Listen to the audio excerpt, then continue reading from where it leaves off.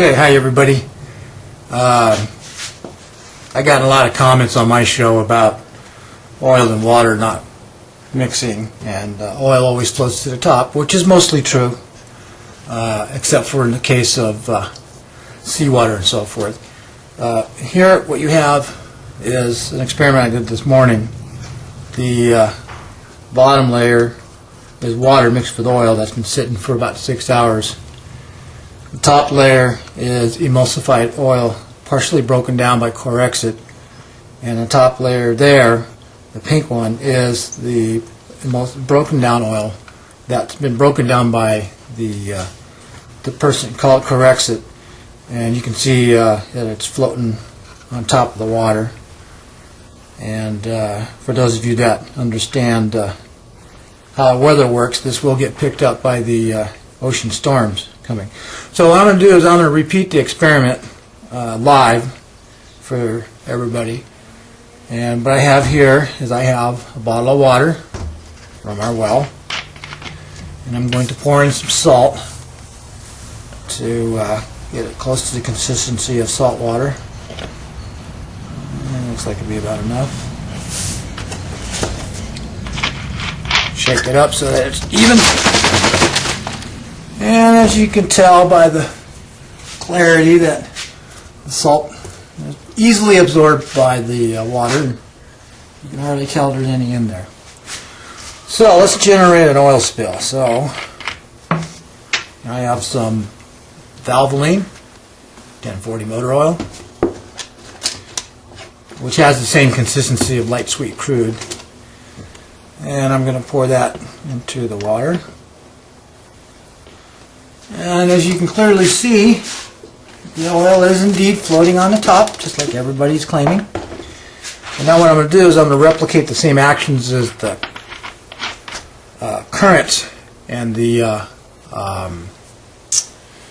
waves.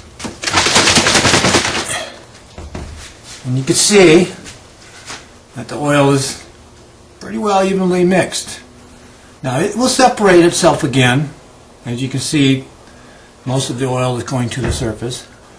But the oil that's remaining here in the bottom is the oil, the molecules of oil, that are small enough to fit in between the hydrogen and the oxygen molecules. And so we generated a compound. So as you can see by this, that not all of the oil has floated to the top.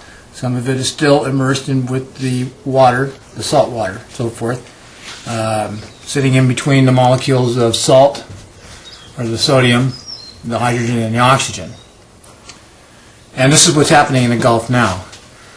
So what I'm going to do now is I'm going to pour on there the equivalent of COREXIT dispersant, which is supposed to emulsify and break the oil down so that it allegedly evaporates.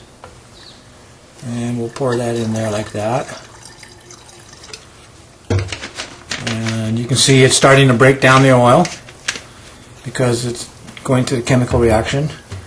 And now I will shake it the same way as the current waves. And you can see that we got a nice mixture of COREXIT oil and salt water. But again, if you watch from the video, you can see that again, most of the oil is rising to the top. But now it's mixed with COREXIT, and it's much thinner. It's been dispersed, been diluted. There's still a great deal of the oil sitting at the bottom, which again, because it's now bonded with salt water, the salt crystals and the other elements in there. And if you look very closely, you can see that there are two layers. There is the layer of the emulsified oil, immediately emulsified, and then there's another layer of oil which has not been emulsified, which eventually will fall down and mix into a gel like this bottle. That's what's happening to the Gulf of Mexico right now, believe it or not.